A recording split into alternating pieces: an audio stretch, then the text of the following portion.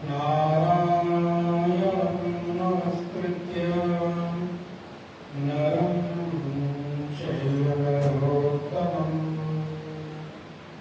देवीं सरस्वतीं व्यासं ततो जयमुदीरयेत्।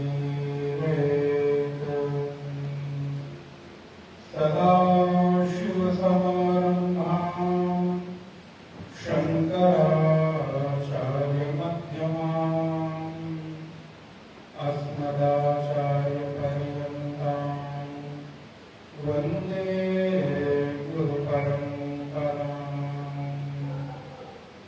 वागर्धाविव सम्पृक्तो वागर्धप्रतिपत्तये जगतः पितरो वन्दे पार्वती परमेश्वरौ। या देवी सर्वभूतेषु स्मृतिरूपेण संस्थिता नमस्तस्यै नमस्तस्यै नमस्तस्यै नमो नमः। वसुदेवसुतं देवं कंसचाणूरमर्दनं देवकी परमानन्दं कृष्णं वन्दे जगद्गुरुम्।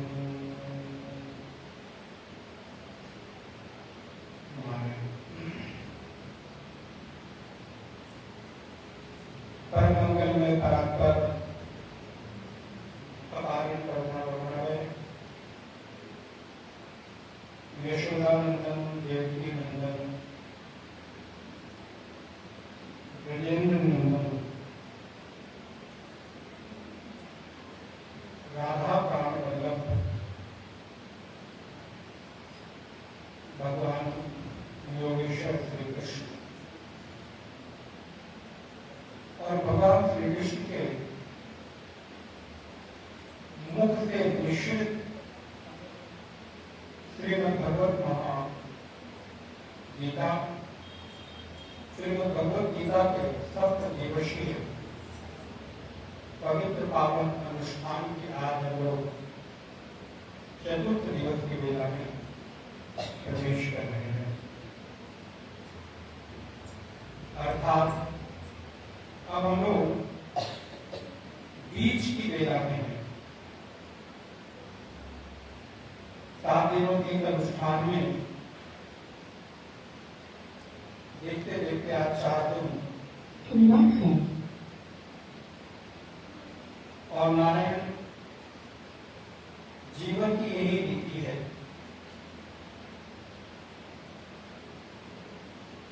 जीवन भी एक दिन ऐसे ही बीत रहता है। इस नाथों की नगरी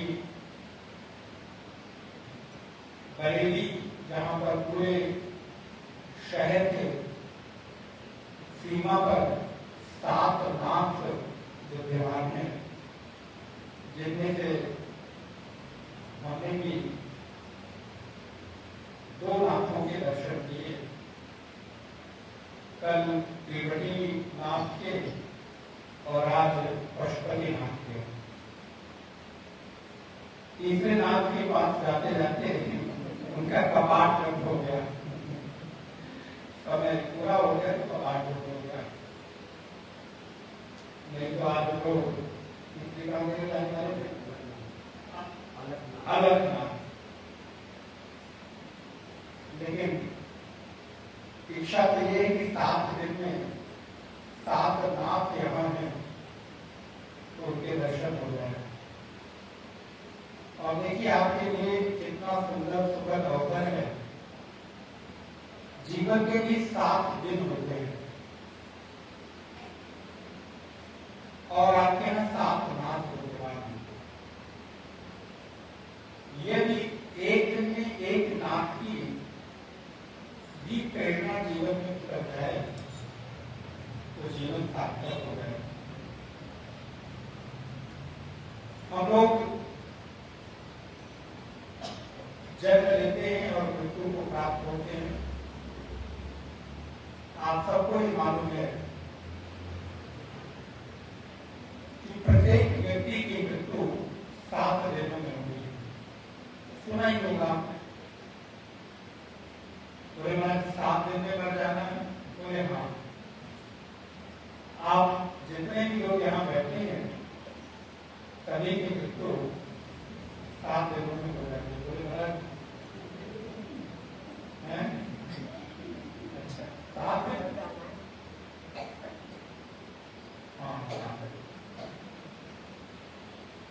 इसके लिए दोनों हमारे लिए आपको कोई बताया कि मरने वाले। अच्छा हम ना बताएं तो भी तो आप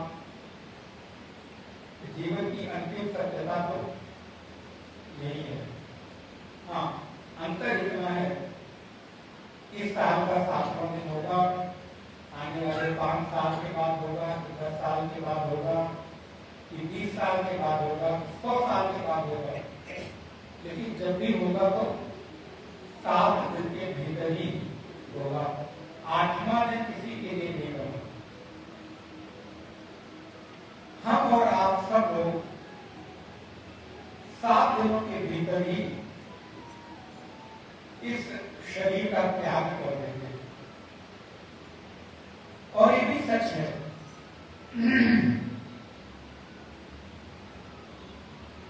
जीवन के पवित्र अनुष्ठान का जो दिवस है वो भी 7 दिवस। इस दीनदयालपुरम के पवित्र प्रांगण में हमारे बड़े प्रिय श्री अशोक कुमार जी के अथक संकल्प, सबसे पहले तो ये कहूँगा कि पवित्र संकल्प, नहीं तो इतना बड़ा अनुष्ठान करने का भाव मन में जल्दी से जागृत होता नहीं। ऐसे अशोक कुमार जी के मन में पवित्र संकल्प जागृत हुआ, वो भी गीता को लेकर।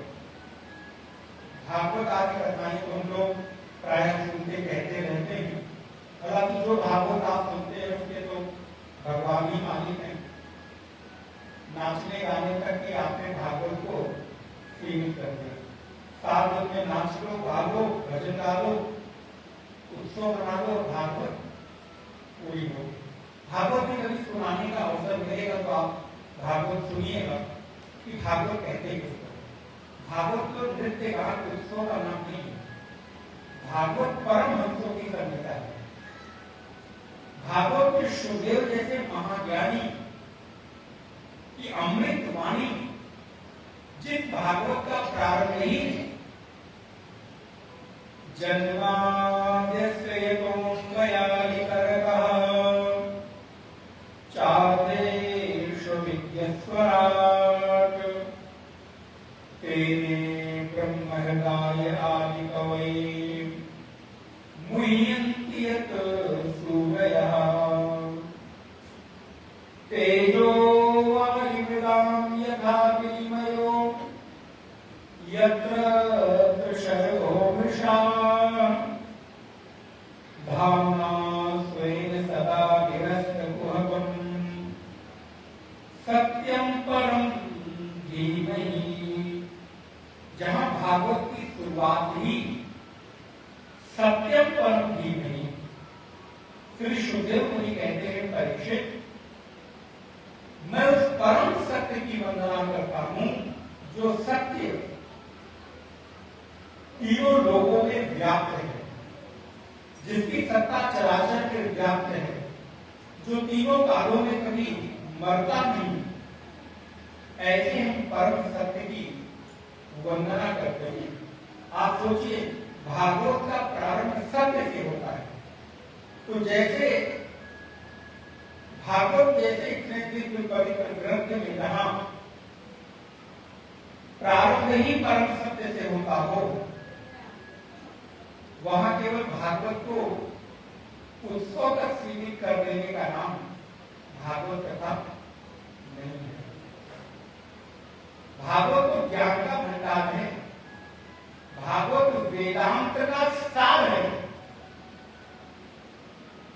भागवत के भीतर भगवान की दिव्य मधुर माधुर्यपूर्ण लालित्यपूर्ण कथाओं का वर्णन किया गया है। जो परब्रह्म परमात्मा निर्गुण निराकार है, उस निर्गुण निराकार परब्रह्म परमात्मा का स्वरूप लीला के रूप में किस तरह से हमारे आपके बीच दर्शन देते हैं, इसका वर्णन किया गया है। भागवत जैसा अद्भुत ग्रंथ जिसको आज के हमारे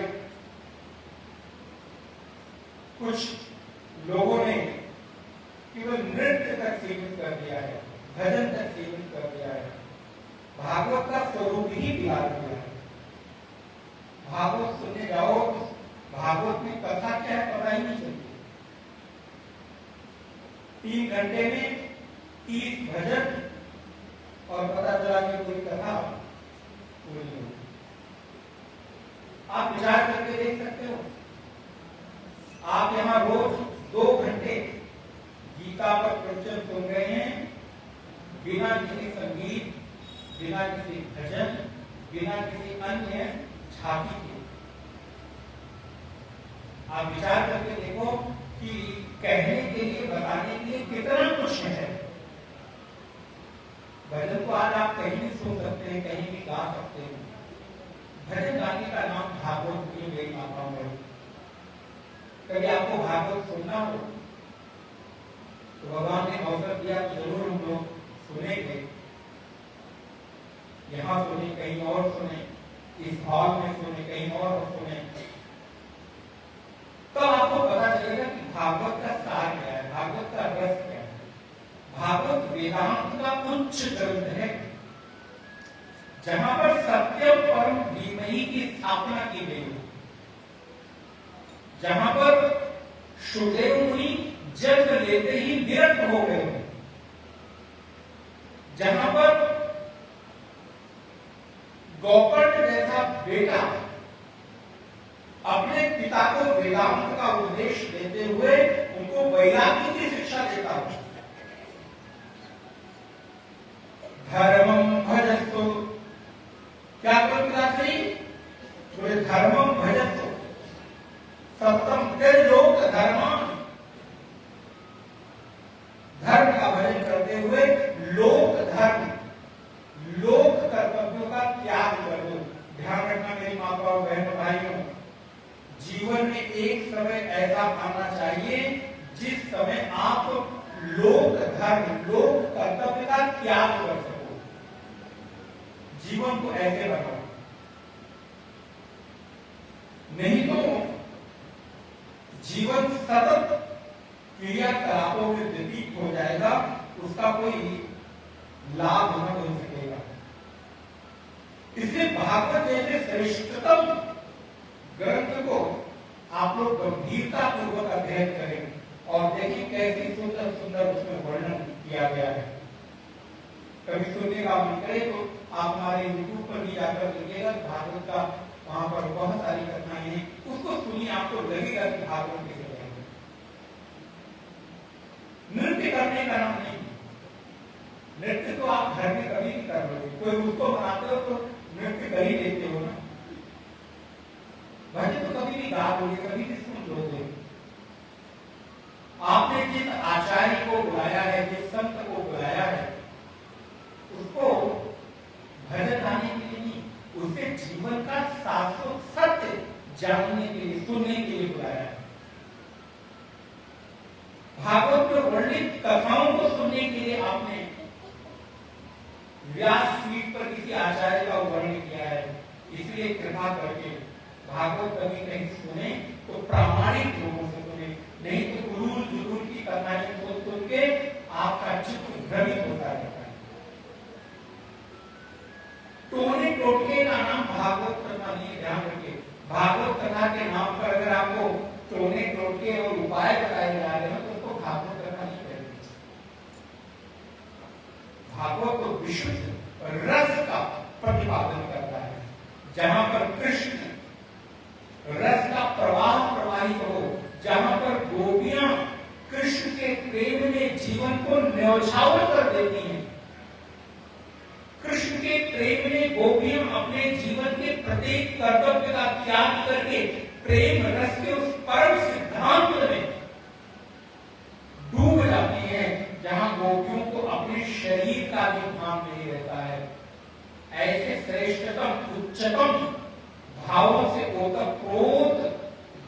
को भागवत कहते हैं।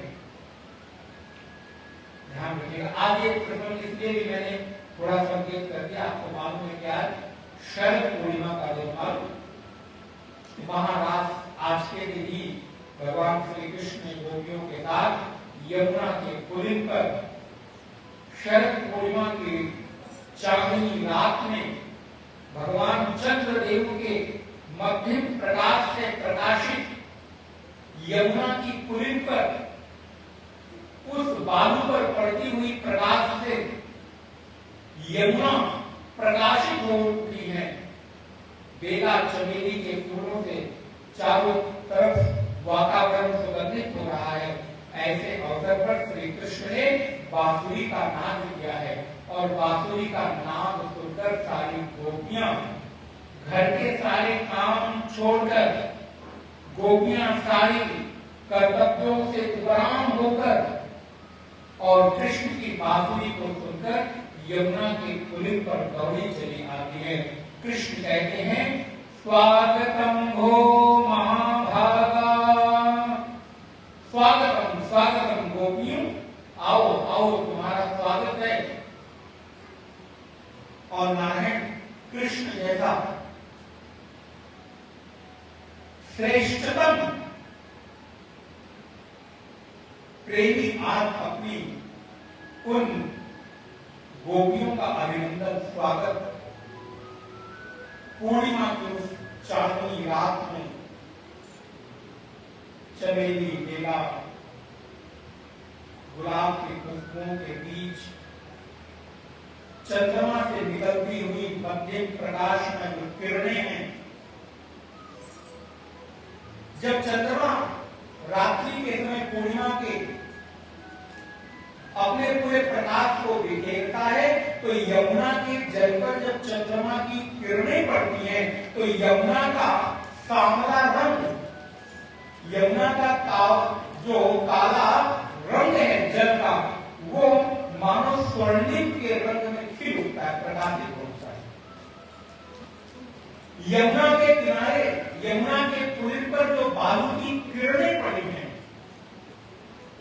उन बालू की किरणों का एक कण श्याम है और एक कण गौर है। बोले ऐसा क्यों? बोले क्योंकि श्याम रंग की जो बालू की कण है वो कृष्ण का प्रतिनिधित्व करती है, और जो गौर वर्ण की बालू की रेत है, कण है, वो गोपियां और श्री राधा का प्रतिनिधित्व करती है। तो जब गौर और श्याम रंग की बालू एक साथ मिल जाती है और उस बालू के कण के ऊपर नारायण चंद्रदेव का प्रकाश पड़ता है, वो बालू बिल्कुल राधा और कृष्ण के रूप में खिलकर मानो एक जैसा रूप प्रकाशित कर सकती है। ऐसा सुंदर धवल रूप शरद पूर्णिमा का दिन, और नारायण भागवत का विषय नहीं है, लेकिन आप प्रसन्न है तो थोड़ा सा आपको थोड़ी देर वृंदावन की उस पुलिन पर, वृंदावन के उस प्रेम गली के किसी कोने में बैठकर आप अनुमान करिए, अपने चित्त को यहाँ से बाके बिहारी के चरणों में ले जाकर समाहित करिए और अनुभव करिए कि आप इस ब्रज के किसी प्रेम रस में भीगे हुए संत के चरणों में बैठकर कृष्ण और राधा के, कृष्ण और गोपियों के उस महारास का आनंद ले रहे हैं। गीता श्रीमद् भागवत महापुराण के 10वें स्कंद के भीतर श्री सुखदेव मुनि कहते हैं, परीक्षित, भगवान अपितारात्रि सरदो फुल्लमल्लिका वीक्षन्तुं मनश्चक्रे योगमाया उपासितः। भगवान अपितारात्रि सरदो फुल्लमल्लिका, भगवान ने भी, ध्यान रखिएगा, संस्कृत नहीं पढ़ेंगे तो आप कोई भी मूर्ख बनाएगा, कुछ भी बोलेगा और आप मान लोगे।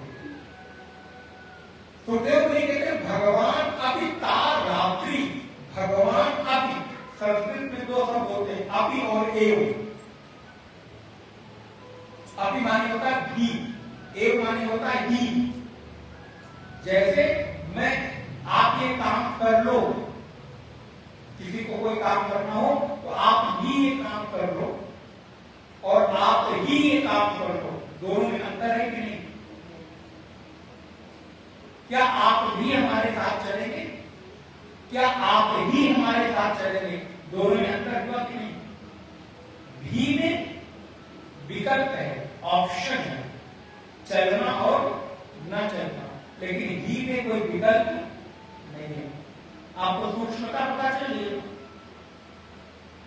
शास्त्रों की सूक्ष्मता को पकड़िए।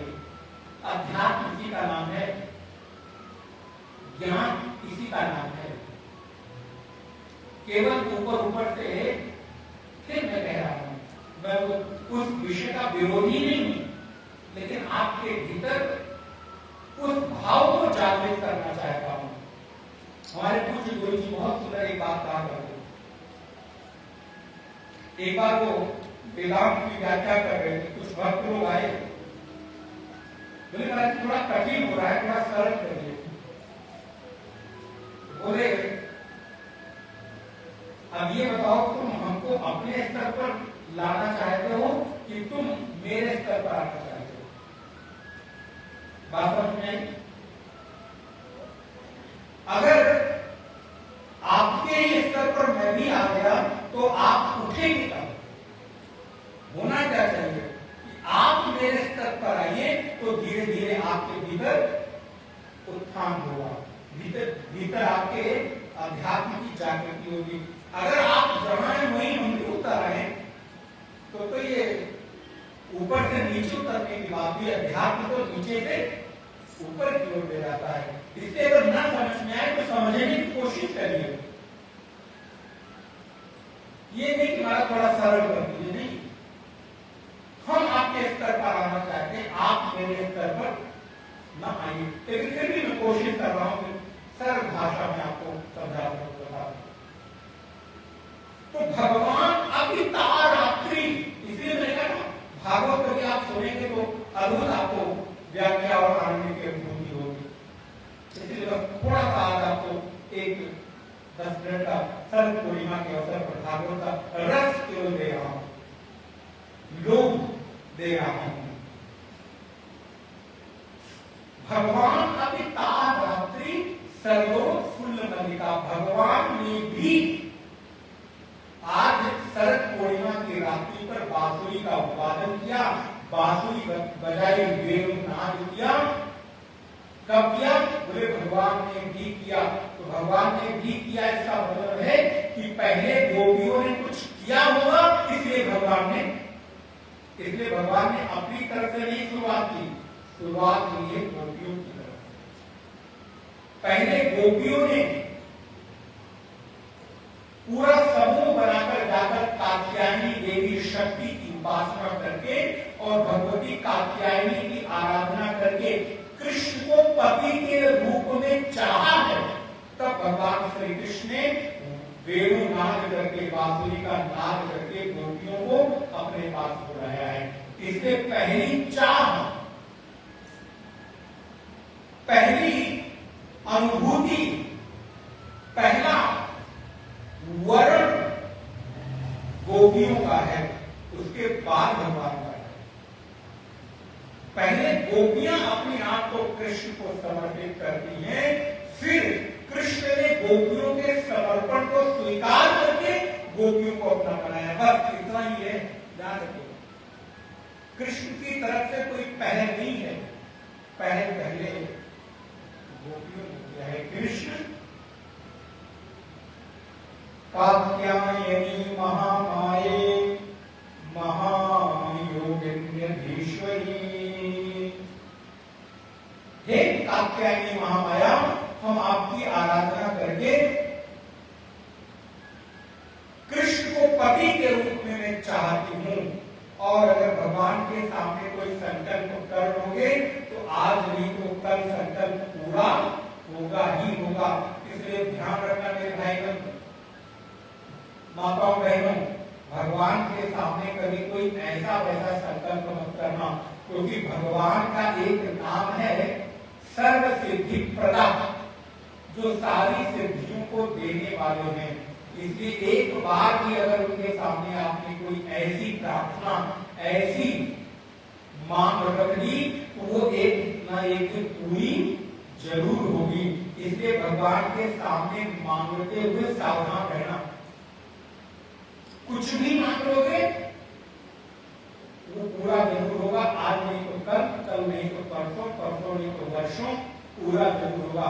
इसलिए भगवान के सामने मांगते हुए जरा संकोच करना, सावधानी पूर्वक मांगना। मांगो, लेकिन ऐसा कुछ मत मांग लेना जो मांग तुम्हारे जीवन के लिए उचित न हो। गोपियों ने आज भगवती महामाया कात्यायनी के सामने कृष्ण को पति के रूप में मांगा है। भगवती ने आशीर्वाद दिया है, जाओ कृष्ण तुम्हें पति के रूप में मिलेंगे।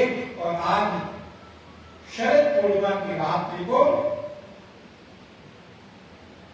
सारी की सारी गोपियां कृष्ण की वेणु नाद को सुनकर, बांसुरी की नाद को सुनकर गौरी चली आई है। और भगवान ने महाराज प्रारंभ किया है। दो गोपियों के मध्य एक कृष्ण, और सारी गोपियों ने कृष्ण के साथ बहुत देर तक रास किया है, आनंद किया है, अनुभव किया है। अब मैं रास का बहुत विस्तृत वर्णन नहीं कर सकता, हमें समय नहीं है, लेकिन बस इतना बता दूं, आप जो रास को सुन के ये कहते हो ना, आपके रास का अर्थ है भोग, आपके रास का अर्थ है शारीरिक मिलन, आपके रास का अर्थ होता है जहां पर एक दूसरे के साथ हम एकाकार हो जाते हैं। ध्यान रखना, इसको रास नहीं कहते हैं। रास शब्द रस से बना है, रसो वही सब, जहां पर प्रेम का, आनंद के रस का प्रवाह हो उसको रास कहते हैं। और आनंद का प्रवाह मिलन में नहीं है, विरह में है। जब तक कोई आपको नहीं मिला है तब तक उसकी स्मृति आपके भीतर एक विरह पैदा करती है। मिलने के बाद तो उसकी वैल्यू विचार करके देखिए, जो मिला उसका महत्व खत्म हो गया। ध्यान रखिए, आज कृष्ण मिले नहीं है ना, इसलिए आप कृष्ण कृष्ण कृष्ण करके घूम रहे हो। और कदाचित अगर कृष्ण रोज आकर आपके घर में भोग लगाने लग जाए ना, तो आप भूल जाओगे कि आज इनके लिए भोजन बना। आपको भोजन बनाने का मन नहीं था, ब्रेड और चाय से ही काम चल जाता, सैंडविच से ही काम चल जाता, बर्गर से ही काम चल जाता तो अच्छा रहता, लेकिन आज इनके लिए पूरा भोजन बनाना पड़ेगा। जिस कृष्ण की चाहत की पिपासा में आप घूम रहे हैं, अगर वो भी आपकी तरह आपके साथ नित्य रमण करने लगे तो ये जीव ऐसा ही है, ये कृष्ण से डूब जाएगा। इसलिए चीजों का महत्व तभी तक होता है जब तक वो मिली नहीं होती है। मिलने के बाद धीरे धीरे उसकी चाह कम होने लगती है। और उठा के देख लो, मैं दावे के साथ कह सकता हूं, जो जो आपको मिल गया उसकी महिमा घट गई। जो सामान आपके घर में अभी तक नहीं था, तब तक आप बड़े हैरान परेशान, वो आ जाए तो उसको कपड़े से ढक के रखेंगे और ये करेंगे, वो साफ करेंगे। लेकिन जिस दिन आ गया, बोले महाराज एक दिन, दो दिन, तीन दिन बाद, चौथे दिन के बाद उसके नजर कार जब तक घर में नहीं आई थी तब तक सब कार देख देख कर ये हो रहा था। काश मेरे पास स्वीकार हो कि रोज इसको साफ करता, रोज इसको पोछता, रोज इसको धुलता। अब घर में कार आ गई, मुझे 1 महीना हो गया, मैं इसमें कपड़ा नहीं मार गया। दूसरे की फ्रिज देखी, बड़ा रेफ्रिजरेटर मेरे घर में भी आया था। अब तो फ्रिज से काम चलता, छोटी मोटी 150 लीटर की फ्रिज से क्या काम चलता है। अब तो बड़े सिंगल डोर वाली फ्रिज भी किसी काम की नहीं रहेगी। सिंगल डोर की फ्रिज है तो कुछ नहीं, अब डबल डोर की फ्रिज चाहिए, बड़ी वाली चाहिए। क्या होगा, फिर 2 दिन 3 दिन उस पर कपड़ा बिछाएंगे और उसके ऊपर कवर लगाएंगे, साफ करेंगे। 10 दिन बाद 15 दिन बाद जाकर देखो तो वही हाल फिर हो गया जैसे पहले था। क्या हुआ, पूरे महंग खत्म हो गया। और प्रत्येक चीज की, किसी व्यक्ति का ले लो, वस्तु का ले लो, किसी परिस्थिति का ले लो, किसी स्थान का ले लो। इसलिए गोपियां श्री कृष्ण के रस के प्रवाह में प्रवाहित हो गई हैं। तो कृष्ण रस अर्थात आनंद रस ही रास है। वहां तो देह का मिलन नहीं है, देह के मिलन को रास नहीं कहते। जहां पर आनंद का सराबोर हो, जहां पर प्रेम अपने उच्चतम भाव में विद्यमान हो जाए, उसको रास कहते हैं। और उस रास का आनंद गोपियां श्री कृष्ण के साथ कर रही हैं। लेकिन किसी बीच एक घटना घट गई, क्या, पूरे गोपियों को अभिमान हो गया। अभिमान क्या हो गया, देखो देखो दुनिया को नचाने वाला कृष्ण आज मेरे पीछे पीछे नाच रहा है। दुनिया जिसके पीछे भागती है, बड़े बड़े योगी यति सन्यासी, युगांतर तक कल्पांतर तक अनंतानंत साधन करके यज्ञ आसन प्राणायाम प्रत्याहार धारणा ध्यान समाधि करके जिस योगेश्वर श्री कृष्ण को प्राप्त करना चाहते हैं, वो श्री कृष्ण तो देखो हम साधारण सी गांव की ग्वालन गोपियों के पीछे पीछे भाग रहा है। और इतना अभिमान हुआ नहीं कि बस श्री कृष्ण वहीं से अंतर्ध्यान हो, श्री कृष्ण वहीं से अंतर्भूत हो गए। क्यों? क्योंकि श्री कृष्ण कोई व्यक्ति नहीं है, कोई स्थूल शरीर नहीं है। आपके भीतर विद्यमान जो जीव है वही श्री कृष्ण है।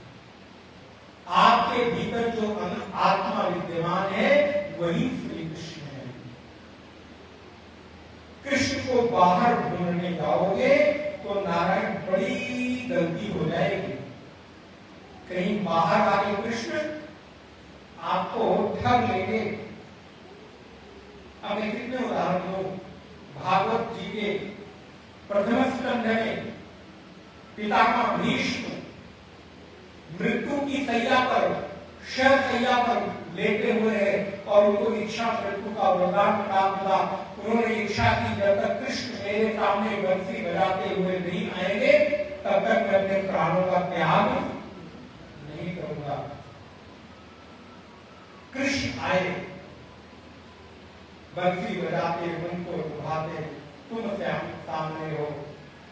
वृंदावन का तट हो, यमुना का सुंदर तट हो, तब मैं प्राण पद से त्यागूं। पितामह भीष्म के सामने भगवान श्री कृष्ण खड़े हुए। पितामह भीष्म ने आंख बंद कर दी। मुझे बताओ, अभी तक कृष्ण के आने की प्रतीक्षा कर रहे थे और उनके आने के बाद आंख बंद कर लिए, कौन सी बात हुई? यही हालत हम लोगों की भी होती है। मंदिर पे जाते हैं भगवान का दर्शन करने के लिए, तो हम आंख बंद करके खड़े हो जाते हैं। अरे निहारो कृष्ण के सौंदर्य को, निहारो कृष्ण की मधुरता को, निहारो कृष्ण के चांचल्य को, निहारो कृष्ण के माधुर्य को, निहारो कृष्ण के सौशील्य को, निहारो कृष्ण के प्रेम को, उनके श्रृंगार को। जो कृष्ण वंशी विभूषित करा नवनीर दारात पीतांबरा धरुणबिंब फलाधरुष्टात् पूर्णेन्दु सुंदर मुखात् अरविंद नेत्रात् कृष्णात् परम किमपि त्वमहं न जाने। जो श्री कृष्ण वंशी को धारण किए हुए हैं, मोर मुकुट को धारण किए हुए हैं, गले में वैजयंती की माला है, पैरों में पायल है, कमर में करधनी है, मोर पंख धारण किया हुआ है, हाथ में बांसुरी पहने लिए हुए हैं, पीतांबर लटक रहा है, घुंघराले बालों के मध्य मोर मुकुट सुशोभित हो रहा है। ऐसे श्री कृष्ण के माधुरी को निहार कर अंतःकरण की प्यास को बुझाना चाहिए, न कि आंख बंद करके किस दुनिया में खो जाते हैं पता नहीं। पितामह भीष्म के सामने श्री कृष्ण आए, पितामह भीष्म ने आंखें बंद कर दी। कृष्ण ने पूछा, पितामह आपने तो प्रतिज्ञा की थी कि जब तक मैं सामने न आ जाऊं तब तक आप प्राण नहीं त्यागेंगे, और मैं सामने आ गया, आप मुझको देख नहीं रहे हो, आंखें बंद कर ली, क्या बात है? पितामह भीष्म कहते हैं, कृष्ण मैं तुम्हारे बाहरी वाले रूप को देखकर न अपने अंतःकरण में, हृदय में विद्यमान जो कृष्ण हैं उनके साथ तुम्हारा चेहरा मिला रहा हूं कि मैं किस कृष्ण को जानता हूं कि सामने खड़ा कृष्ण वही है कि दूसरा कोई छलिया बन के तो नहीं आ गया है। इसलिए अपने अंतःकरण के कृष्ण को निहार लूं, मिला लूं, छवि एक होगी तब तो मैं तुमको देखूंगा, नहीं तो देखूंगा। आप विचार करके देखो जरा आपकी स्थिति क्या है। इसलिए गोपियां श्री कृष्ण के साथ महाराज करती हैं, महाराज करते करते अहंकार हो गया, और वही तासाम भागवत जी के रत्नस्तर में ले जाएंगे। उसी समय तक्षण श्री कृष्ण अंतर ध्यान हो गए, क्योंकि श्री कृष्ण कहीं बाहर से नहीं, आपके अंतःकरण से ही प्रकट होते हैं, आपके हृदय से ही प्रकट होते हैं। कहीं बाहर वाले कृष्ण को खोजोगे ना, जिंदगी बीत जाएगी। कृष्ण नहीं, कृष्ण के रूप में कुछ और ही मिलेंगे आपको, ध्यान रखना। अगर श्री कृष्ण कहीं विराजमान है तो केवल और केवल आपके अंतःकरण में, आपके हृदय रूपी गुहा में। उपनिषद कहता है अंतःप्रविष्ट, अंतःकरण के उस हृदय रूपी गुहा में वो परम ब्रह्म सच्चिदानंद घन परमात्मा विराजमान है। यदि आप अपने अंतःकरण में कृष्ण दर्शन नहीं कर सकते हो तो कहीं तुम्हें कृष्ण दर्शन नहीं होंगे।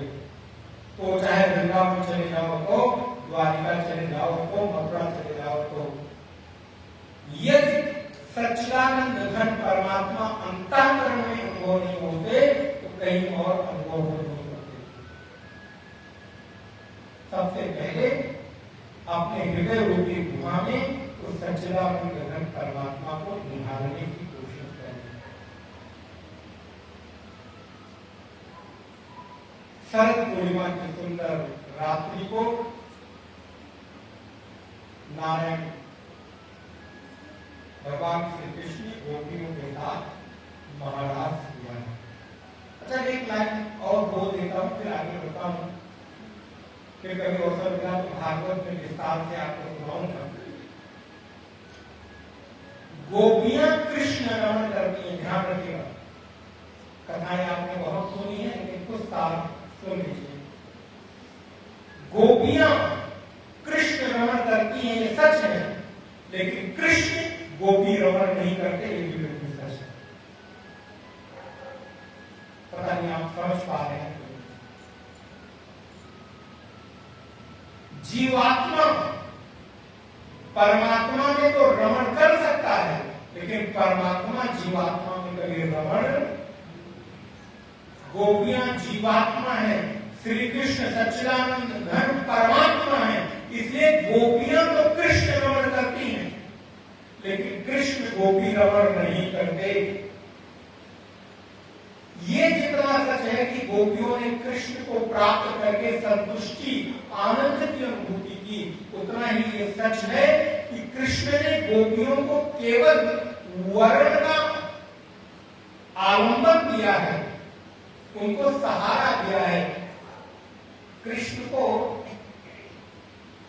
विषय की चाह नहीं है, इसलिए कृष्णानंद को विषयानंद कभी सुख नहीं दे सकता है।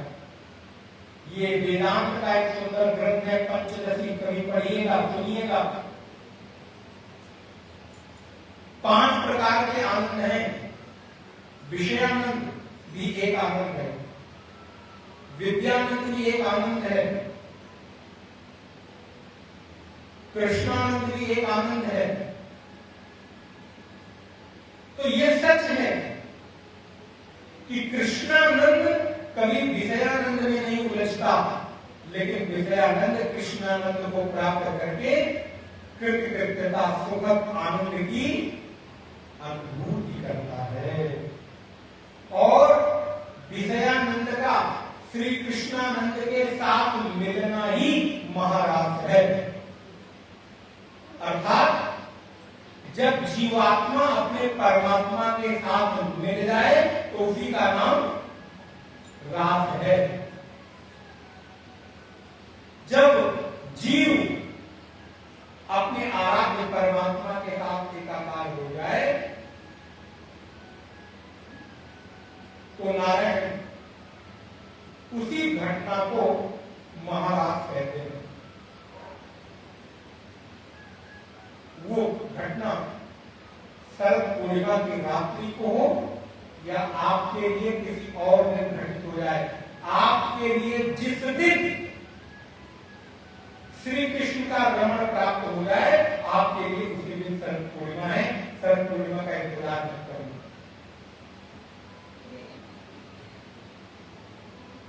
सदा दिवाली संत घर 12 माह त्योहार। इसलिए वृंदावन की उस प्रेम कुंज गली में गोपियां कृष्ण को ढूंढती हैं। कृष्ण को ढूंढती है माने आनंद को ढूंढती है। अच्छा, आप क्या ढूंढ रहे हो? बोलो, क्या ढूंढ रहे हो? आपके जीवन की हर क्रिया के बाद एक ही चाह है, वो क्या है? आनंद। वो क्या है? सुख। जो नाम देना चाहोगे। कुछ लोग सुख और आनंद को अलग अलग करके बड़ा मालूम करता है कि तीर मार दे रहे हैं, बड़ा विद्वान हो गए। सुख और आनंद अलग अलग नहीं है, एक ही है। पानी कह लो तो, वाटर कह लो तो, नींद कह लो तो, जल कह लो तो, एक ही है। विज्ञान की भाषा में H2O कह लो तो बदल जाएगा क्या? पानी के फॉर्म को बदल दिया तो आपने उसका नाम विज्ञान की भाषा में सूत्र दे दिया। लेकिन H2O को जब लिक्विड फॉर्म में लेकर आओगे तो क्या बन जाएगा? पानी को, नीर को, वाटर को, जल को, जो कहना है कहो। नाम बदल देने से विषय में बदलाव नहीं होता। यहाँ बैठी हुई हमारी सारी माताएं, कोई आपको चाची कहता होगा, कोई आपको मामी कहता होगा, कोई आपको दादी कहता होगा, कोई आपको बुआ कहता होगा, कोई आपको देवरान कहता होगा, कोई जेठान कहती होगी, कोई पत्नी कहता होगा, कोई माँ कहता होगा, कोई बहू कहता होगा और कोई सास कहती होगी।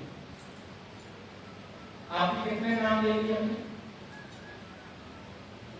कहीं आप नौकरी करते होंगे तो कोई आपको सीनियर बॉस कहता होगा और आपका बॉस आ जाता होगा तो आप उसके सामने जूनियर हो जाते होंगे। आप ही के नाम है सब, तो आपके नाम के बदल जाने से क्या आप बदल गए? भांजा आया मामी कह रहा है, भतीजा आया चाची कह रहा है, बेटा आया माँ कह रहा है, पति आया पत्नी कह रहा है, सास आई तो बहू कह रही है, ससुर आए तो बहू कह रही है, और पिता आ गए तो बेटी कह रही है, कह रहा है। इस बदलाव से आप में कोई बदलाव नहीं आया। तो ठीक उसी प्रकार आपके जीवन के प्रत्येक क्रिया के पीछे चाह क्या है? आनंद, सुख, अनुकूलता। और सुख को चाहना माने कृष्ण को चाहना, आनंद को चाहना माने कृष्ण को चाहना। इसलिए कोई व्यक्ति ये नहीं कह सकता कि वो कृष्ण को नहीं चाहता है। दावे के साथ कह सकते हैं अगर कृष्ण को नहीं चाहते तो मतलब तुम आनंद को दुखी भरा है नहीं बोले भरा कैसी बात करते हो? मैं कथा भी तुमने इसलिए आ रही हूं कि कथा में मान के जाऊं कि तुम मेरे आनंद में सब कष्ट दूर करो भगवान स्वामी जी, सब कष्ट हरण करो।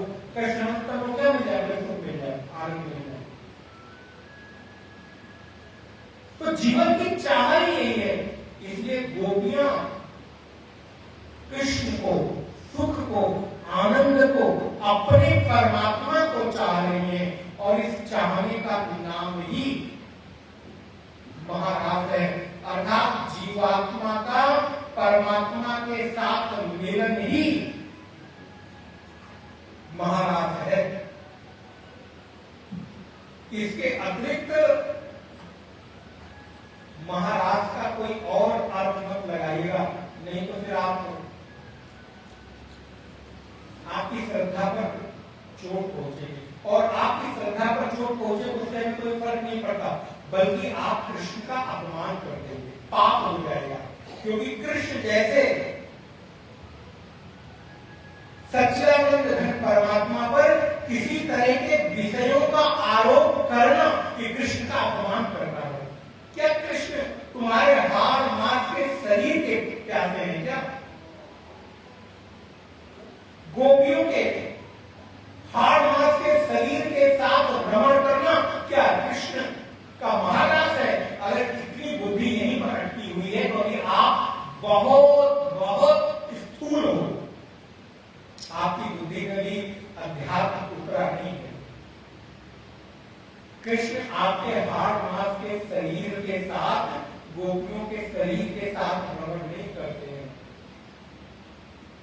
वो तो दिव्य रमण जीवात्मा और परमात्मा का रमण है, जहां पर तत्वमसि महावाक्य घटित हो जाए उसको महाराज कहते हैं। जहां तुझ में और मुझ में कोई भेद न बचे उसको महाराज कहते हैं। जहां अभेद की सिद्धि हो जाए उसको महाराज कहते हैं। जहां पर मुझ में तुझ में कोई भेद रह ही न जाए, वहां शरीर कोई मायने नहीं रखता। शरीर मिट गया, शरीर खत्म हो गया, शरीर का भेद चला गया। और इस शरीर के भेद के मिट जाने का नाम ही रास लीला है, महारास है। जहां पर रस की उत्पत्ति होने लगे, जहां पर रस की अनुभूति होने लगे। और ध्यान रखिएगा, शरीर के मिलन के बाद रस की उत्पत्ति नहीं होगी। वहां तो आपके जीवन के भीतर एक विशेष प्रकार की ग्लानि उत्पन्न होती है। रस की उत्पत्ति तो विरह में है, वेदना में है। भगवान अपिता रात्रि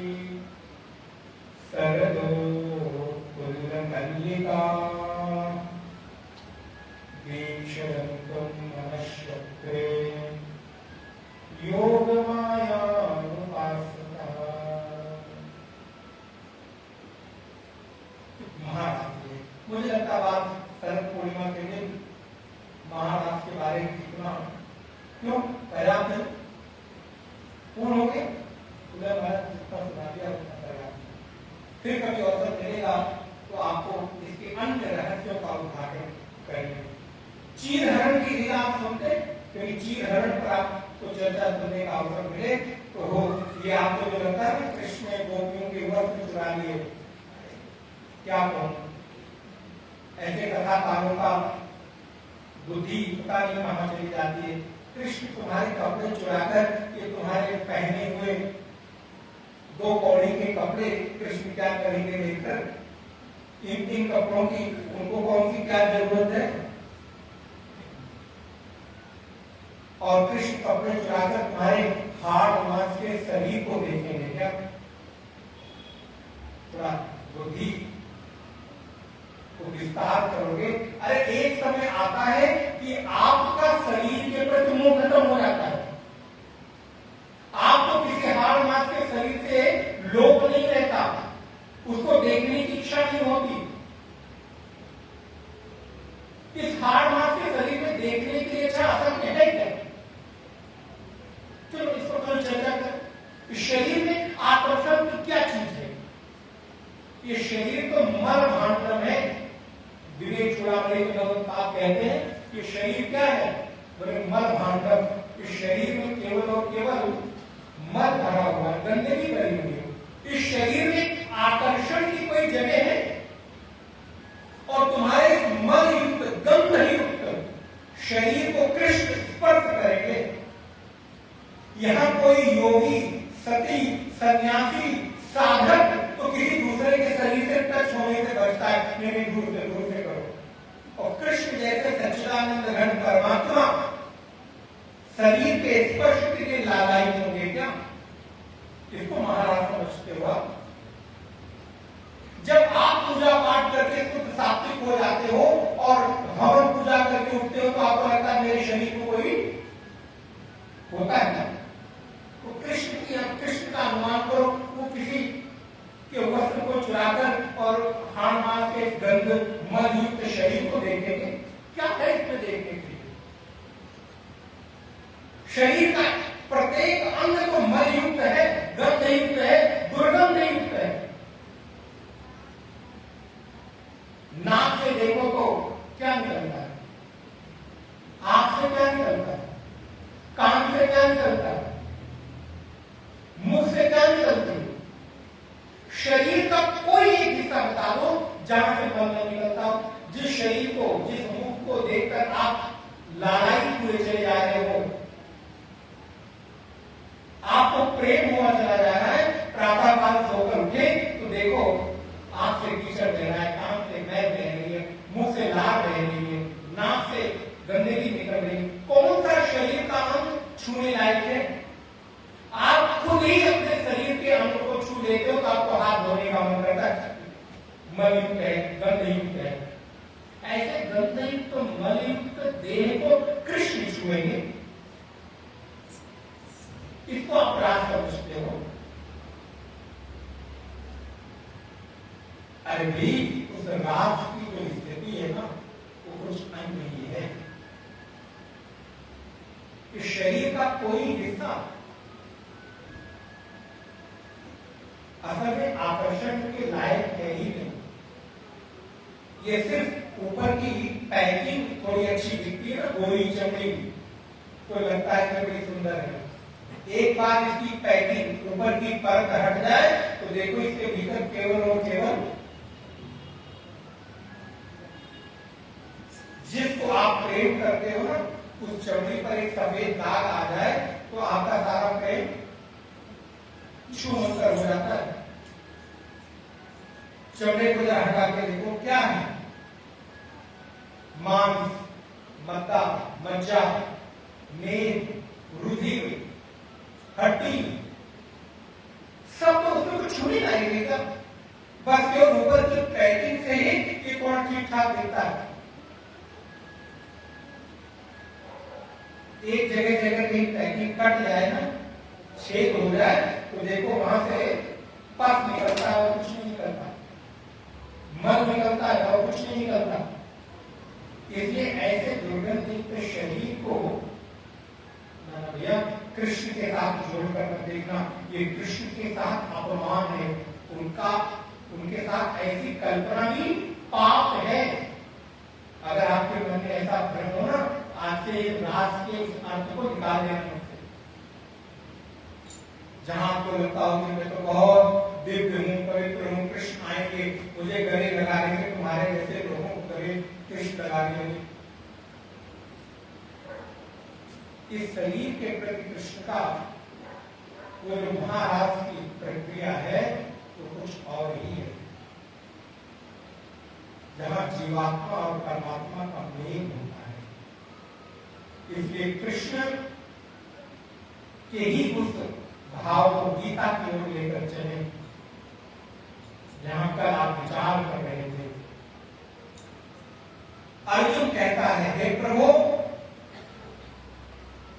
मेरे जीवन में क्या सही क्या गलत मुझे नहीं मालूम, कृपा करके आप बताइए। देहिनोऽस्मिन् यथा देहे कौमारं यौवनं जरा तथा देहांतर प्राप्तिः धीरस्तत्र न मुह्यति। श्रीमद् भगवद गीता के दूसरे अध्याय का कल से हम लोगों ने 11वां 12वां श्लोक देखा था, जहां पर श्री कृष्ण अर्जुन को कहते हैं, अर्जुन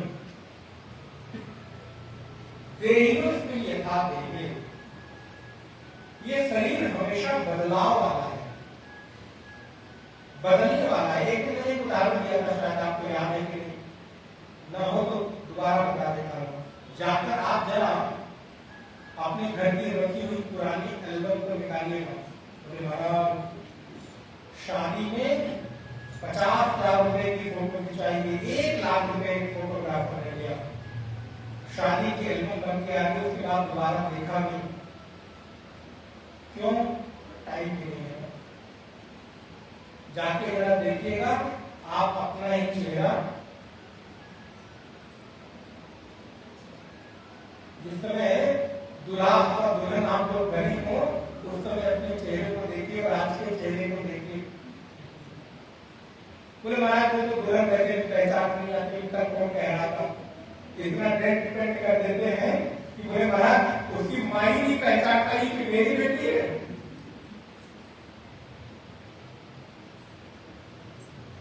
बोले ऐसा चेहरा बना दिया कि रात में रिश्तेदार नहीं पहचान पाती, ये वही बेटी है, ये वही बिटिया है। इतना लिपाई पुताई कर दिया। आपके शहर में होता होगा लिपाई पुताई, जानते हैं? लिपाई पुताई सेक्टर गली गली तो जाते, घर घर में खोल लेते हैं। अगर आप लोग खोले हो बुरा मत मानिए, खोल के रखिए, हमें कोई आपत्ति नहीं है। बोले क्या किया? बोले महाराज एक कोट लिपा, फिर उसके ऊपर फिर पुताई की, बोले फिर महाराज उससे भी बात नहीं बनी तो ऊपर से प्लास्टर चढ़ाया। बोले महाराज फिर, बोले प्लास्टर चढ़ा दिया, कहीं मोटा हो गया कहीं पतला हो गया। बोले फिर महाराज उसकी घिसाई की। अब क्या किया? बोले महाराज एक कोट प्लास्टर हो गया करके नहीं क्या डिस्टर्बर और टेंडर क्या क्या कहते हैं, टेंट करके छोड़ दिया, सूख रहा है, तब तक दूसरी की घिसाई सब की है। महाराज खुद अपना चेहरा नहीं पहचान पाते हो। वो कहीं जोक सुनना, बोले महाराज मेकअप करके पत्नी लौट के आई तो फोन खुल ही नहीं रहा। पति को बोले देखो हमारा फोन खराब हो गया, क्या होगा? बोले इसमें फेस लॉक लगाया था, फोन हमको पहचान ही नहीं रहा। बोले चेहरे के ऊपर इतनी खुदाई कर दिया, फोन भी बेचारा भ्रमित हो गया, फोन खुलता ही नहीं, क्योंकि जिस समय फेस लॉक लगाया था उस समय कोई खुदाई नहीं हुई थी, और खुदाई होने के बाद फोन सोच रहा है किसके हाथ में पड़ गया। इसलिए वासुदेव श्री कृष्ण कभी आपके शरीर के ऊपर नहीं। भगवान कृष्ण कहते हैं अर्जुन, बचपन से लेकर वृद्धावस्था तक शरीर बदलता रहता है और शरीर के मिट जाने के बाद भी तुम नहीं मिटते। अच्छा, बचपन की फोटो देखकर क्या कहते हैं? ये मैं हूं ना। पढ़ाई के समय की फोटो देखकर क्या कहते हो? ये। शादी के समय की फोटो देखकर क्या कहते हो? मैं। बड़े बड़ा शादी के आपको दिन मिलाइए, काश इस समय मेरी जगह कोई और बैठ गया होता ना इसके साथ तो अच्छा रहता। मैं बचाता मुझे। ये घटना बड़ी दुर्घटना हो गई। ये घटना दुर्घटना में बदल गई। उस समय घोड़ी पर बैठा था, काश घोड़ी लेकर उड़ गया होता, मंडप में जाता तो कितना अच्छा रहता। कम से कम तुम तो नहीं मिलती।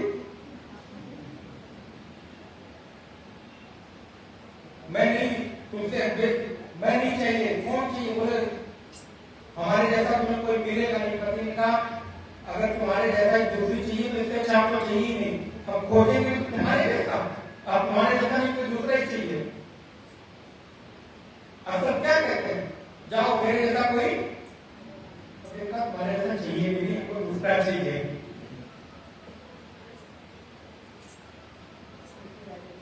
बदलता रहता है, शरीर बदलता रहता है। वृद्धावस्था में अनेक फोटो देखो, बोले महाराज सब बदल गया। बाल पक गए, आंखों की भौहें पक गई, गाल लटक गया, शरीर के चमड़े झूल गए। और अब हम अपनी ही फोटो पहचान नहीं पाता। लेकिन एक बात मैं कहता हूं कि बचपन का जो फोटो ये कौन है? मैं हूं। युवावस्था की फोटो देखकर क्या कहते हैं कि ये मैं हूं। वृद्धावस्था की फोटो देखकर क्या कहते हैं कि ये मैं हूं।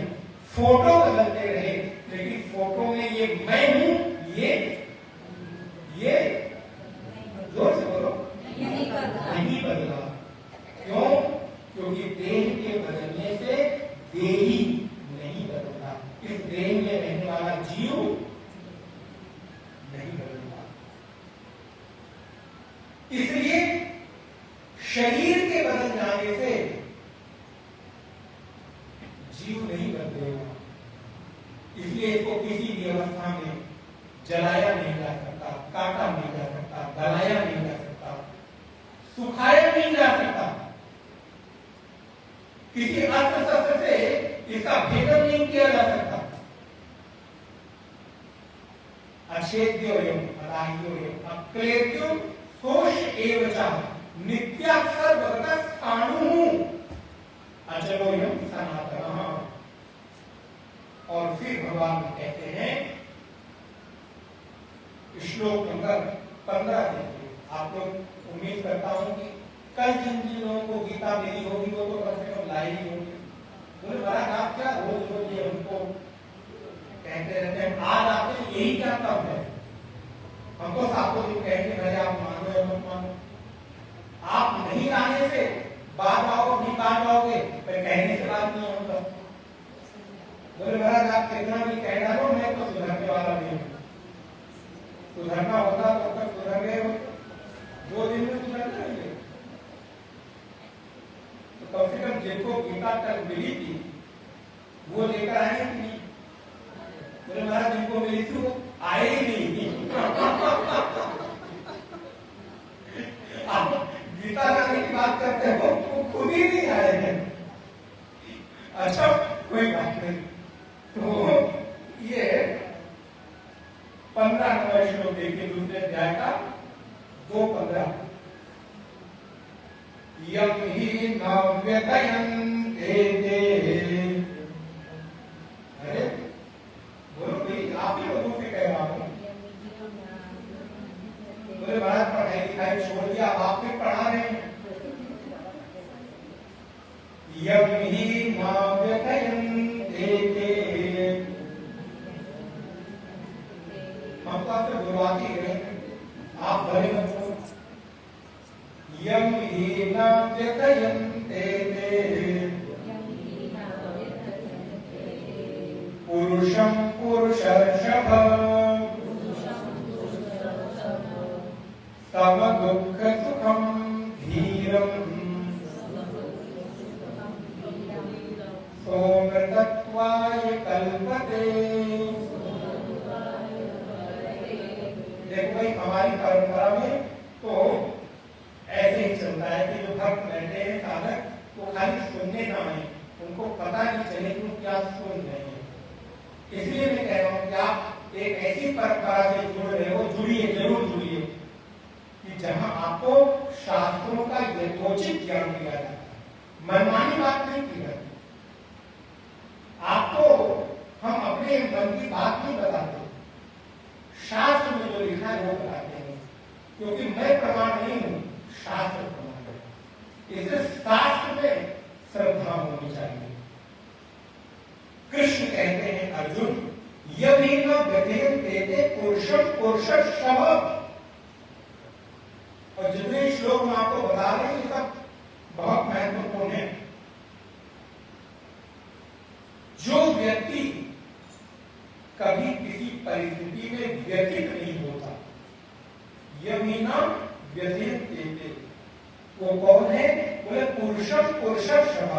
वो पुरुषों में पुरुष सिंह है, पुरुष श्रेष्ठ है। प्राप्त परिस्थिति में जो कभी व्यथित नहीं होता वो श्रेष्ठ है। कैसी कैसी परिस्थितियों में? बोले सुख दुख, सुख दुख धीरम, सम सुख, सम सुख दुख धीरम सोमृतत्वाय कल्पते। सुख हो जाए और चाहे दुख हो जाए, दोनों ही परिस्थितियों में जो हमेशा सम रहता है, एक रहता है।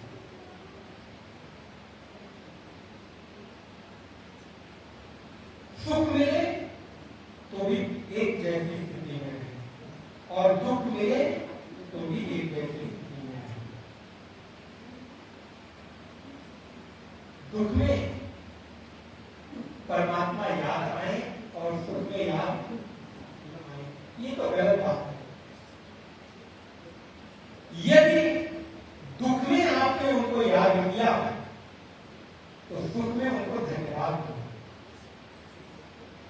सुख में यदि आप उनको याद कर रहे हो तो दुख में भगवान को याद करो कि प्रभु एक समय ऐसा था मैं सुख में था, आज दुख है तो क्या बात है, कोई बात नहीं।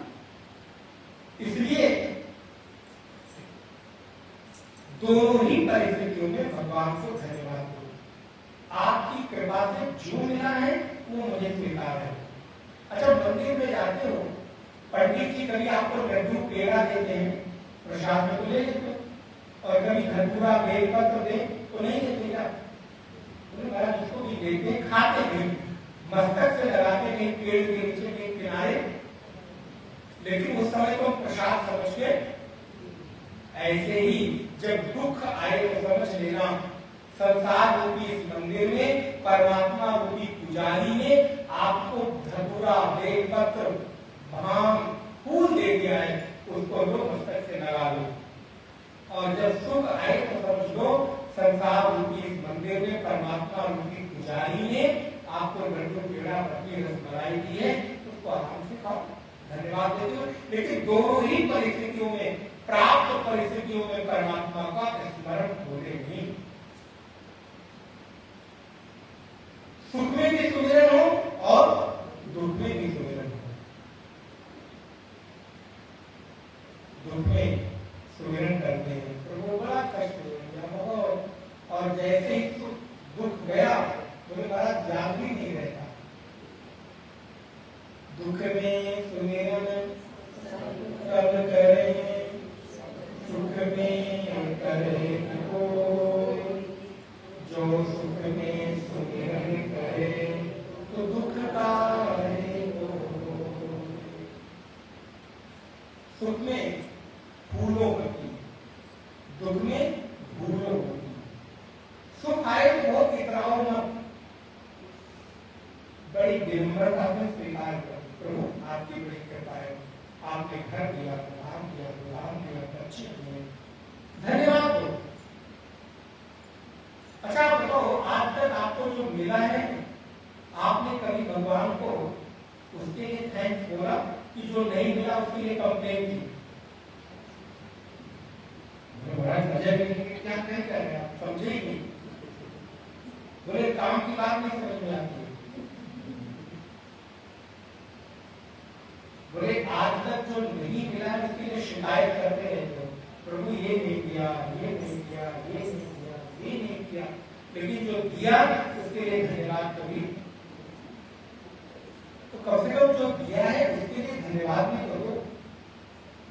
एक गिलास कोई पानी देता है तो उसको आप थैंक यू बोलते हो, इतना पूरा का पूरा जीवन परमात्मा ने दिया, आप भगवान को धन्यवाद दो। इससे ज्यादा और आपको क्या दे सकते, कितनी बेशकीमती अनमोल चीजें दी। शरीर का एक अंग खराब हो जाए तो पता चलता है पूरा घर मकान बिक गया, तो भी ये शरीर का अंग ठीक नहीं हुआ, सब बिक गया, लेकिन इतना स्वस्थ शरीर भगवान ने दिया, आज तक उसके लिए कोई थैंक्स नहीं, कोई धन्यवाद नहीं, कोई कृतज्ञता नहीं। अरे बेटा पास हो जाए, बेटी की शादी हो जाए, नौकरी लग जाए, तो जाके 2 किलो लड्डू चढ़ा, 2 किलो ज्यादा बोल दिया, 200 ग्राम, 2 रुपए का मिलता ही नहीं होगा, आपके जमाने में मिलता होगा 11 रुपए, 5 रुपए, 51 रुपए, जो भी चढ़ा, मेरा 2 किलो ले रहा हूँ, कहीं पंडित ज्यादा रखना है, इसलिए 2 किलो बांटना तो है, लेकिन ले जाता हूँ आधा किलो, हम भी बहुत चालाक हैं, पंडित जी से ज्यादा चालाक हम हैं, हम आधा किलो ले जाते हैं, चढ़ा के लाके 1 किलो वाले 1.5 किलो वाले में मिला देते हैं और फिर बांटते हैं। एक तो 2 किलो लेके घाटा हो गया। मांगा क्या था, बोले 5 करोड़ का बिजनेस हो जाए, नौकरी लग जाए, शादी हो जाए, क्या क्या मांगा, उसके लिए धन्यवाद। देखो आज तक आपको शरीर के इतने बेकीमती चीजें भगवान ने दी, कभी जरा आप नजर उठा के देखो, एक चीज खराब हो जाए, आप खराब हो जाए तो आपको लाख रुपए देके भी ठीक, लेकिन भगवान ने बिना किसी शर्त के हमें आपको बिल्कुल चीजें प्राप्त की। अर्जुन तुम मोह मत करो, इस समय तुम्हारा कर्तव्य जो लोग प्राप्त परिस्थितियों में कभी व्यथित नहीं होते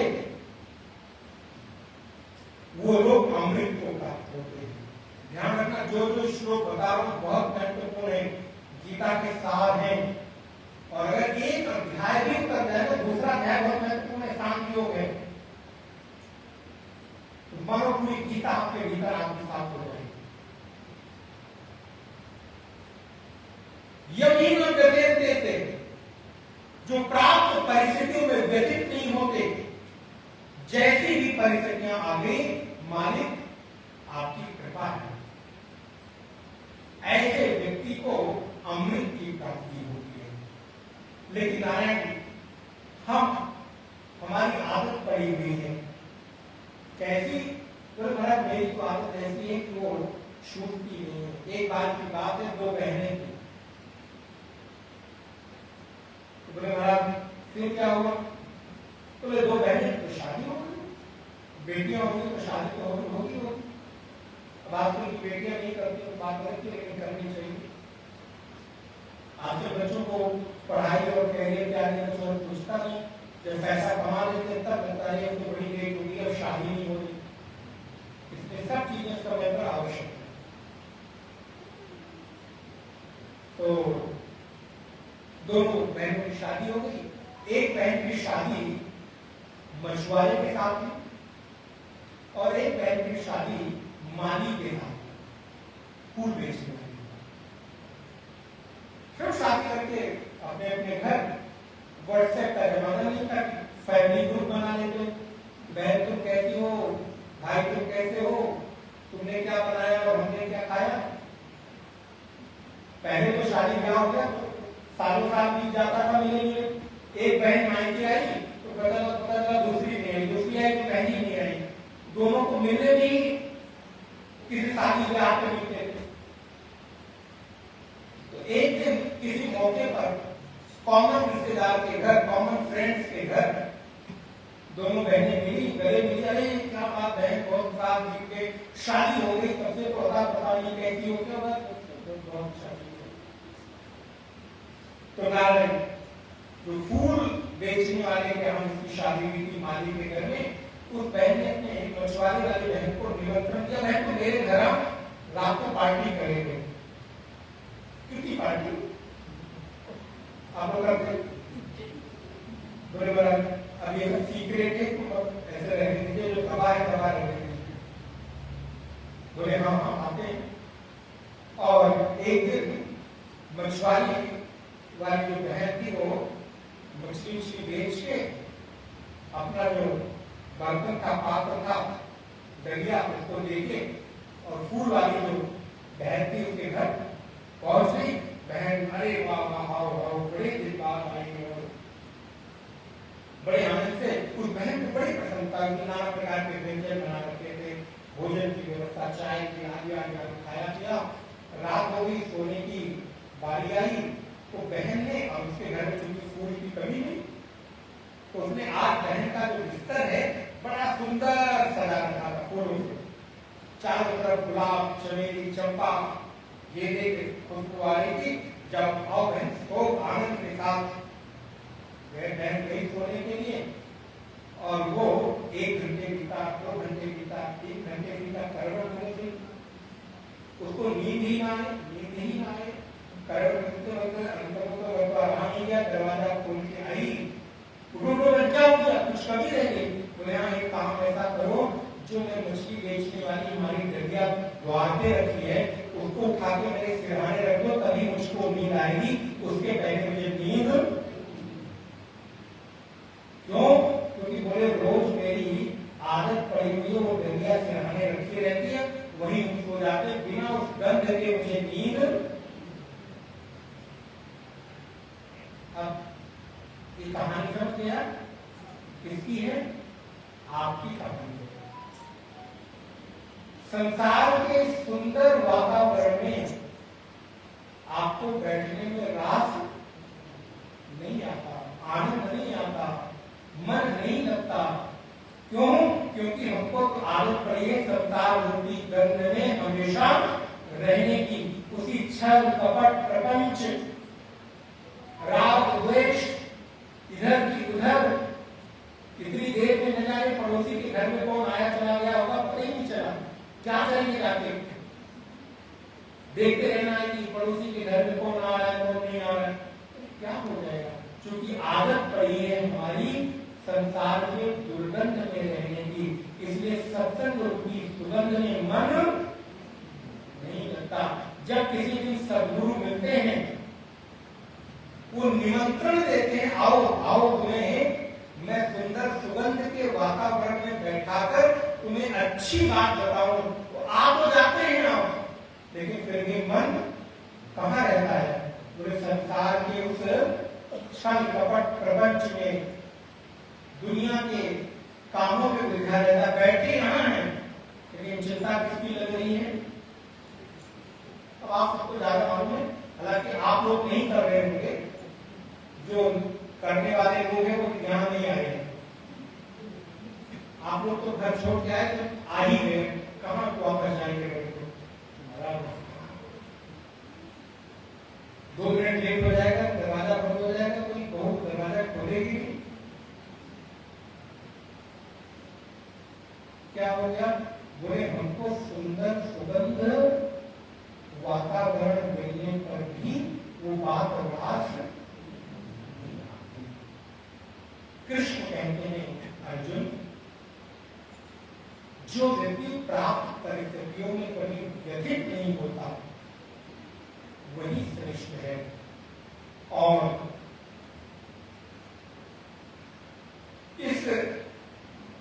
श्लोक नंबर 16 बहुत महत्वपूर्ण है। पता नहीं आप लोगों को कितना समझ में आ रहा है, मुझे नहीं मालूम, लेकिन मेरा जो कर्तव्य है वो तो मैं बता दूंगा जरूर। 16 नंबर का श्लोक बहुत इंपॉर्टेंट है।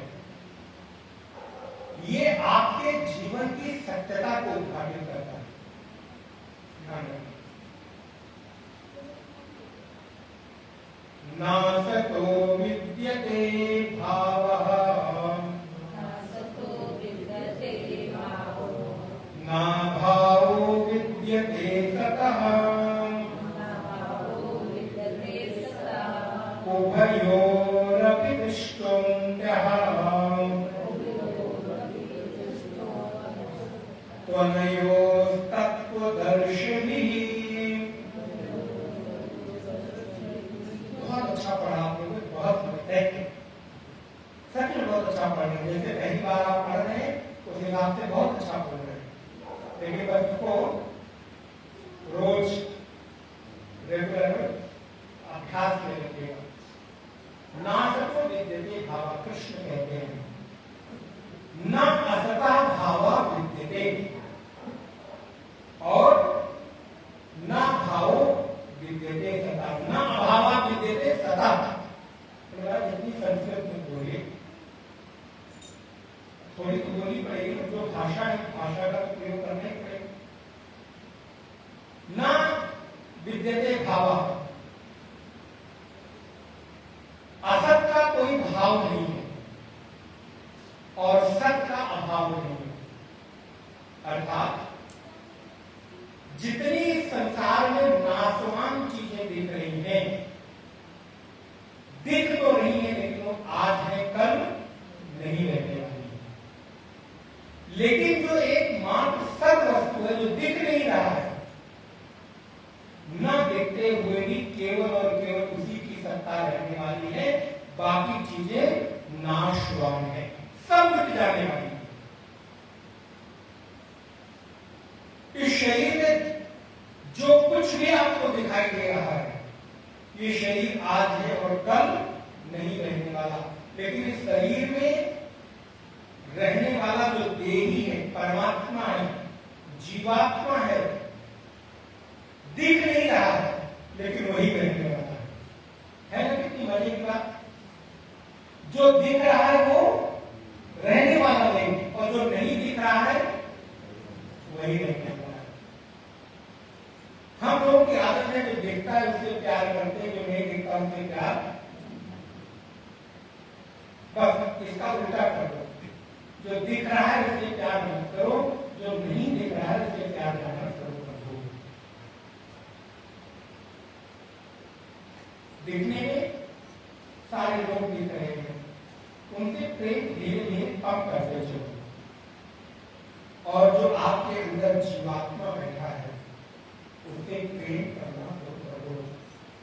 एक और बात बताओ, इस संसार में आप सबसे ज्यादा किसको प्यार करते हो? नहीं, बेटी को, बेटे को, पति आएंगे तो पति को। हमारा प्यार की जो प्रायोरिटीज है वो बदलती रहती है।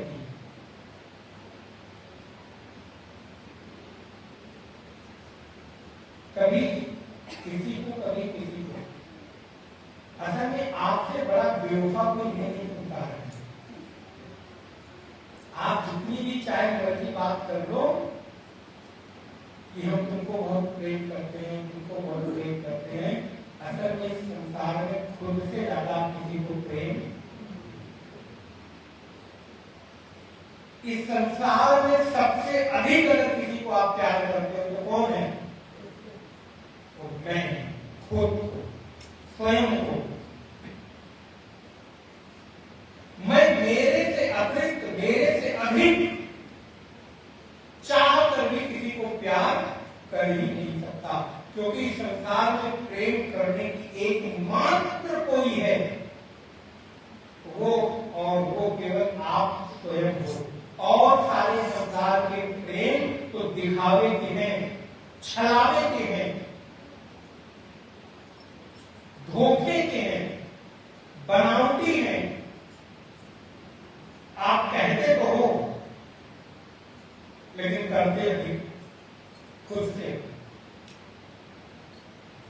मत कितना भी कह ले कि मैं सबसे अधिक प्रेम बच्चे को करती हूं, लेकिन जब अपने शरीर पर आती है तो बच्चा भी कहां है। बोले महाराज ऐसा कैसे आप कह सकते हैं, मैं सबसे अधिक प्रेम अपने बच्चे को करती हूँ, 9 माह तक उसको गर्भ में पाला पोषा बड़ा किया, वो तो मेरी जान है, मेरी आत्मा बसती है, उसके बिना तो हम। अच्छा अगर आप इतना ही उससे प्रेम करते हो, एक क्षण भी उसके बिना नहीं रह सकते, तो रात को जब गहरी निद्रा आती है तो 8 घंटे के लिए बेसुध होकर उसको छोड़कर कहां चले जाते हो। ठीक विचार करो, उस नन्हे से छोटे से अबोध बालक को बड़े को छोड़ दो।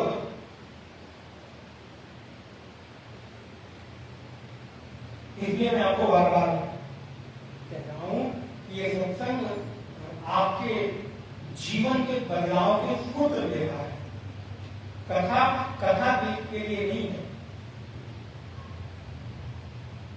हमेशा स्मरण रखिएगा। और ऐसा सत्संग सदगुरु की कृपा से कभी नहीं मिलता है। आप कहते हो ना, बहुत बातें करते हो, बहुत झंडा ऊंचा करते हो कि मैं बच्चे को बहुत प्यार करती हूँ, बहुत प्यार करती हूँ, एक क्षण उसके बिना नहीं रह सकता। तो ठीक है, मैंने मान लिया। फिर उस नन्हे से अबोध बालक को जो बोल भी नहीं सकता, चल भी नहीं सकता, उसको छोड़कर 8 घंटे की गहरी निद्रा में चली जाती हो, क्यों? अगर बहुत प्रेम करते हो तो रात में उसके लिए। अच्छा उस 8 घंटे में कहां गया, क्या किया? कभी कभी इतनी गहरी निद्रा होती है कि बालक बिस्तर से नीचे गिर जाता है और आपको पता, आप तो कहते हो कि आप सबसे ज्यादा प्रेम, कहां गया आपका प्रेम? कहां गया आपका लाड प्यार दुलार वात्सल्य? इस संसार में अगर सबसे अधिक किसी को आप प्रेम करते हो या कर सकते हो तो वो खुद। स्वयं से स्वयं में ही प्रेम सिद्ध हो सकता है, दूसरे में प्रेम सिद्ध नहीं हो सकता। इसीलिए संसार में प्रेम होता ही नहीं। प्रेम केवल और केवल एकमात्र परमात्मा से संभव है, किसी और से नहीं। और तो सब स्वार्थ के संबंध है। इसलिए राम ही केवल प्रेम पियारा, जान लेऊं तो जान निहारा। राम ही केवल प्रेम प्यारा, एकमात्र राम। और राम कौन? आपके भीतर बैठा हुआ वो अनंत परमात्मा, वही राम है। आपके भीतर बैठा हुआ सच्चिदानंद घन परमात्मा वही कृष्ण है, वही अनंत व्यापक निरंजन अद्वैत निर्गुण निराकार परमात्मा ही एकमात्र आपका प्रेम करने का अधिष्ठान है। इसके अतिरिक्त संसार में किसी और से प्रेम, और सबके साथ तो स्वार्थ के संबंध है। आप अपने से अधिक किसी को प्रेम नहीं कर सकते। बच्चे को बच्चे के लिए प्रेम नहीं करते, खुद के लिए प्रेम करते। ध्यान रखिएगा, बच्चे को प्यार करके खुद को संतुष्टि होती है, इसलिए प्यार करते हो। और जिस दिन जिस बच्चे के आचरण और व्यवहार से आपको संतुष्टि नहीं मिलती, उस दिन आप उसको पेपर में एडवर्टाइजमेंट निकाल के कहते हो कि आज से इसका मेरा कोई संबंध, मैं इसको अपने तन मन धन संपत्ति प्रॉपर्टी सबसे बे दखल करता हूं। के आप करते हैं? आप तो कह रहे थे कि इसके बिना हम नहीं रह सकते। इस संसार में सारे संबंध उस परमात्मा के आसपास घूमते हैं, लेकिन प्रेम अगर कहीं संभव है एकमात्र परमात्मा से। भगवान कहते मानो सभी प्रेम के नाते, मानो एक भगत कर नाता। मेरा तुम्हारा कोई संबंध नहीं, ध्यान रखिएगा, केवल और केवल भक्ति का संबंध है। आप बताइए, आप कहां और हम कहां? एक दूसरे को जानते भी नहीं थे, लेकिन यहां आने और आपके साथ बैठकर चर्चा करने और आप सुन रहे हो 2 घंटे धैर्यपूर्वक, किसके कारण? केवल और केवल परमात्मा के कारण। ध्यान रखिएगा, मेरे को आप कुछ नहीं जानते, मेरे शरीर से कोई आपको लेना देना नहीं है, मेरे रूप से कोई लेना देना नहीं है।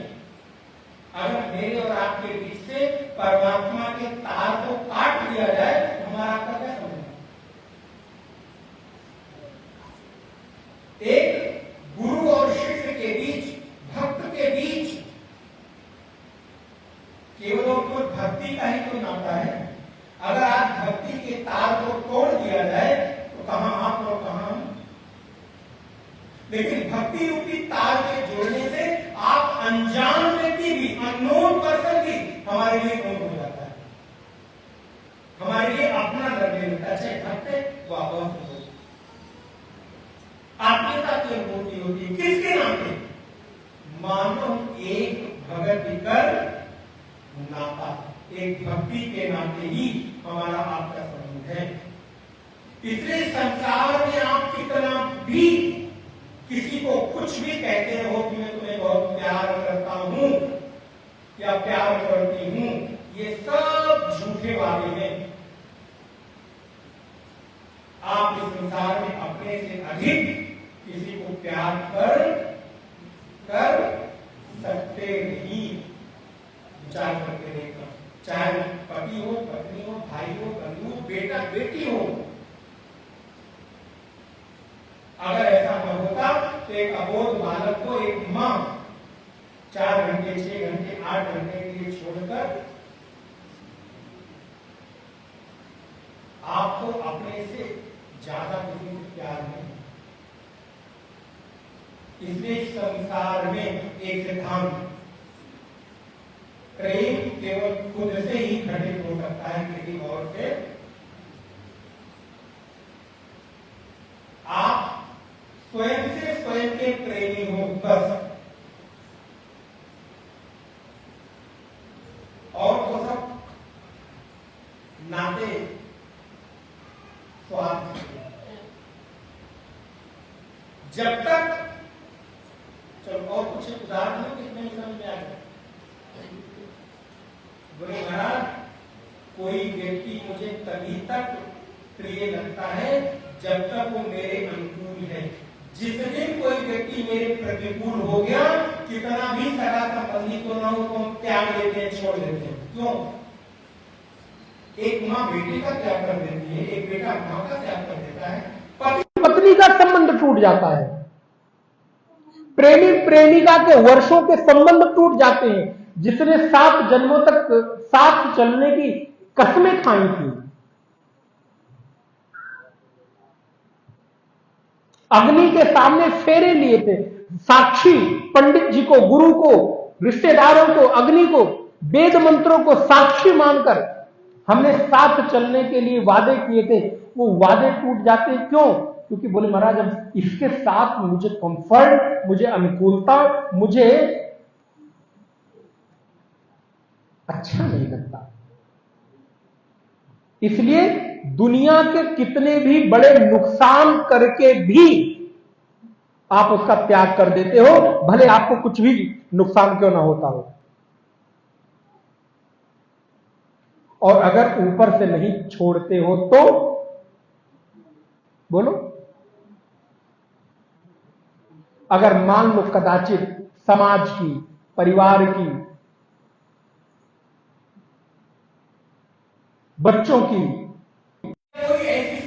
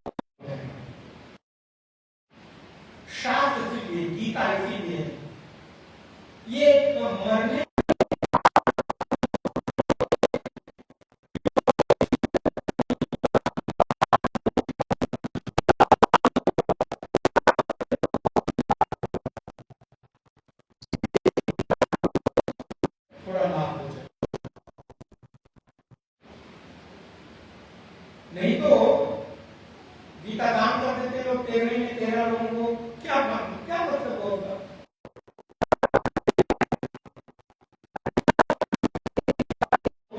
सीख लिया होता तो शायद आज इतना दुख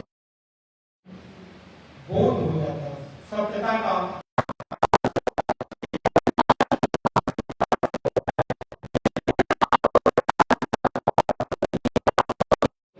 मैं तो जानता था कि ऐसा ही।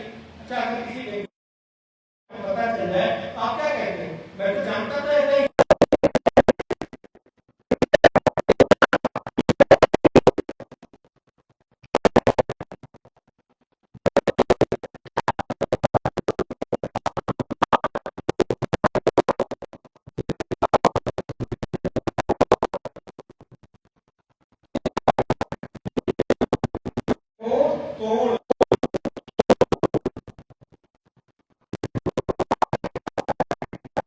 तो कहते हैं कि संसार के चक्र में पुनरपि जन्म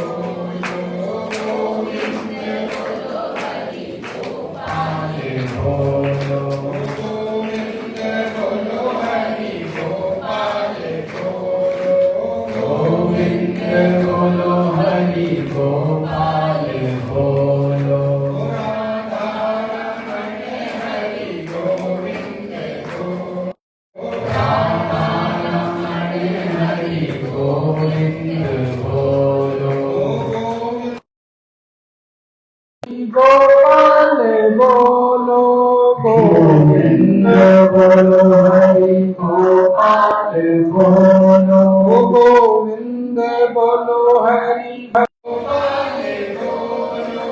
गोविंद बोलो हरि गोपाल बोलो राधा रमण हरि गोविंद बोलो राधा रमण हरि गोविंद बोलो गोविंद बोलो हरि गोपाल बोलो गोविंद बोलो हरि गोपाल बोलो राधा रमण हरि गोविंद बोलो राधा रमण हरि गोविंद बोलो गंगा की जय जय यमुना की जय जय गंगा जय जय यमुना की जय जय गंगा की जय जय यमुना की जय जय गंगा की जय जय यमुना की जय जय सरस्वती त्रिवेणी की जय जय सरस्वती जय गोविंद जय जय